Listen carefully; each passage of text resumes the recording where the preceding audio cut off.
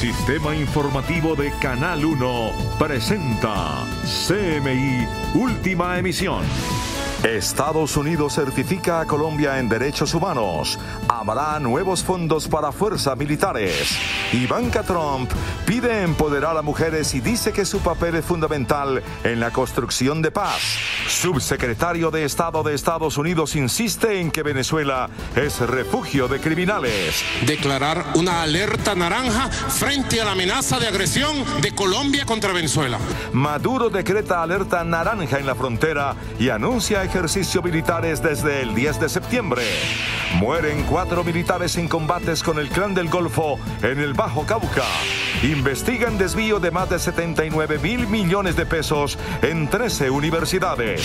Se requieren 69 jueces por cada 100.000 habitantes. Alarmante cifra. En Colombia solo hay 11 jueces por cada 100.000 habitantes. Dorian sigue perdiendo fuerza y ya es categoría 2. Aterrador crimen. Un menor de 14 años asesinó a su familia en Estados Unidos. Y en deportes, Selección Colombia escapa de la lluvia y entrena bajo techo en Miami. 6 líderes ha tenido la Vuelta a España. Primo Roglic dio cátedra hoy en la contrarreloj individual. Les tengo buenas noticias a los amantes del metal. En Colombia regresa la agrupación Slipknot al país. Les tengo más detalles en minutos cuando nos conectemos desde la exposición Meninas al Viento en el Centro Andino en Bogotá. No me fallen, tenemos una cita. Con Claudia Palacios y Margarita Ortega. Buenas noches, bienvenidos a CMI Última Emisión. Estados Unidos certificó a Colombia en materia de derechos humanos. La decisión del gobierno Trump libera fondos por $20 millones para el uso de las fuerzas militares. El gobierno estadounidense certificó el desempeño de Colombia en materia de derechos humanos, así lo dio a conocer María Elizabeth Taylor, subsecretaria de Asuntos Legislativos en el Departamento de Estado, quien le envió una carta al Congreso notificando esta decisión. Estados Unidos evaluó 3 frentes fundamentales. Primero, si la JEP y la justicia colombiana habían tomado las decisiones adecuadas para enjuiciar a los responsables de graves violaciones de derechos humanos. En segunda instancia, revisó si el gobierno había tomado las acciones necesarias para reducir los ataques contra defensores de derechos humanos. Y por último, evaluó si se estaba enjuiciando y removiendo de sus cargos a altos militares responsables de ejecuciones extrajudiciales. Según Washington, el país cumplió con estos criterios que se habían establecido como precondición para la entrega de unos $20 millones en fondos destinados a las Fuerzas Armadas colombianas. Ivanka Trump lanzó su programa de mujeres emprendedoras en Colombia y anunció la entrega de becas a policías que se especializan en antinarcóticos. Ivanka Trump inició su visita lanzando la cadena de mujeres emprendedoras en Colombia, un programa que hace parte del desarrollo global. The White House is committed to ensuring women have equal opportunity to participate in the economy around the globe. This morning, I'm honored to be here in Bogotá to officially launch WGDP's Academy for Women Entrepreneurs. La hija y consejera del presidente de Estados Unidos también realizó una ofrenda floral en la Escuela General Santander por el atentado de la guerrilla del ELN ocurrido el pasado 17 de enero. Allí también hizo un importante anuncio. A key part of our support for the Colombian National Police is this scholarship program, which helps recruit the best, the smartest, the most patriotic young people to join the police force. Increasing the percentage of women and other underrepresented groups makes the police a stronger institution. Ivanka Trump asistió también a la Cancillería a un foro sobre la inclusión financiera de la mujer y anunció que en un fondo que creó su padre, mediante una resolución, le permitirá apoyar a miles de mujeres emprendedoras en Colombia. It's not only good economic policy, it's not only important from a social justice perspective, but it's critically important from a national security. La hija del presidente Trump finalmente señaló que se creará en Colombia una agenda que tenga como centro el tema de paz y seguridad. El subsecretario de Estado de Estados Unidos, John Sullivan, aseguró que integrantes de grupos armados colombianos se refugian en Venezuela. John Sullivan, el subsecretario de Estado de Estados Unidos, reconoció el esfuerzo de Colombia en la lucha contra el terrorismo, aun y cuando hay presencia de integrantes de grupos armados en Venezuela. Criminal groups are using Venezuela as a territory of safe haven from Colombian law enforcement. Sullivan ratificó el apoyo de Estados Unidos a Colombia en la lucha contra las drogas para poder alcanzar la meta a final de año de reducir los cultivos ilícitos. El presidente Nicolás Maduro decretó la alerta naranja en la frontera y ordenó ejercicios militares en Zulia, Táchira, Apure y Amazonas desde el 10 hasta el 28 de septiembre. El mandatario venezolano declaró una alerta en la frontera entre Venezuela y Colombia. He ordenado al comandante estratégico operacional de la Fuerza Armada Nacional Bolivariana y a todas las unidades militares de la frontera declarar una alerta naranja frente a la amenaza de agresión de Colombia contra Venezuela. Ordenó además la realización de ejercicios militares en la zona. Iniciar el 10 de septiembre hasta el 28 de septiembre los ejercicios militares, soberanía y paz en toda la frontera occidental de Venezuela, desde el Zulia, el Táchira, Apure y Amazonas. Esta decisión la toma porque supuestamente Colombia no quiere la paz. 4 uniformados murieron en combates en el Bajo Cauca antioqueño cuando realizaban un operativo contra el Clan del Golfo. Las víctimas son el cabo primero Jesús Medina Sánchez, los soldados profesionales José Isaías Ramírez, Samir Castillo Rojas y Harold Rojas. 2 oficiales que resultaron heridos fueron trasladados al hospital de Caucasia. Un integrante del Clan del Golfo fue abatido. En un documento conocido por CMI, el Ministerio de Defensa alerta sobre la necesidad de incrementar el presupuesto de inversión para que la fuerza pública no pierda su capacidad operativa y de lucha ante los riesgos y amenazas que enfrenta el país. En la discusión sobre el presupuesto del sector defensa, CMI tuvo acceso a un documento enviado por el Ministerio de Defensa a la Comisión Segunda del Senado, en el cual manifiesta que los recursos para esa cartera deben aumentar para que no haya pérdida en las capacidades de la fuerza pública que requiere para combatir las amenazas en cada una de las 8 áreas misionales de ese sector. Esas áreas misionales son convivencia y seguridad ciudadana, seguridad pública, defensa nacional, gestión y apoyo y desarrollo proyectivo, apoyo al desarrollo económico y social, gestión de riesgos y desastres, protección del medio ambiente y recursos naturales y cooperación internacional. Para 2020 el presupuesto de este sector está dividido así. En gastos de funcionamiento 34.462.000 millones de pesos, para inversión 1.011 billones de pesos. En total 35.473.000 millones de pesos, pero se requiere más inversión. Era lo deseable que hubiera un mayor presupuesto, pero hay que tener en cuenta que esto es una sumatoria ciencia. Al Ministerio de Defensa le dan mayor presupuesto, es muy posible que se lo tengan que recortar a otro ministerio que también lo está necesitando. El ministro también dijo por qué el grueso del presupuesto del sector defensa se los llevan los gastos de funcionamiento. Es que el funcionamiento no es propiamente un gasto, es mayor fuerza pública, mayor número de policías, mayor número de soldados, mayor número de infantes de marina, que son necesidades que está pidiendo el país de manera urgente. La Comisión Segunda del Senado se comprometió a buscar más recursos para el sector defensa. Seguimos en CMI Última Emisión. Candidatos a la alcaldía de Suárez, Cauca, frenan la campaña electoral por el crimen contra la aspirante liberal Karina García. Los políticos advierten nuevas amenazas de grupos armados que operan en la región. El asesinato de la candidata Karina García Sierra llenó de temor a los 5 aspirantes a alcalde de Suárez. Por eso decidieron suspender los ejercicios proselitistas.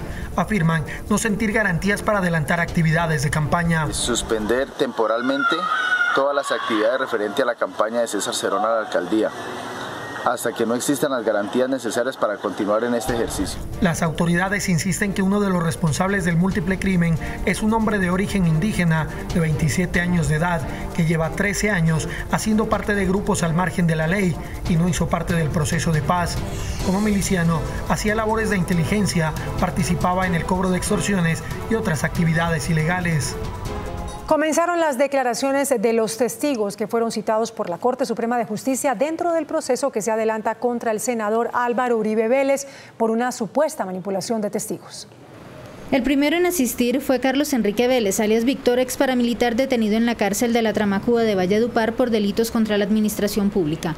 Alias Víctor fue interrogado por magistrados de la Sala de Instrucción de la Corte sobre su conocimiento de supuestos ofrecimientos del expresidente Uribe para que declarara en contra del senador Iván Cepeda. Para mañana está programado el testimonio del exfiscal Hilda Niño, quien afronta un juicio por supuestos nexos con narcotraficantes.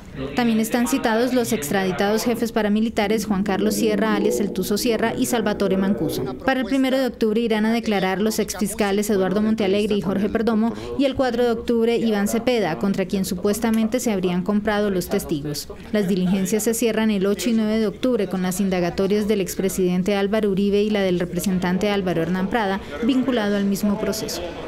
La contratación en 13 universidades del país está en la mira de la Fiscalía por presuntos actos de corrupción. Así lo revela un informe de la entidad.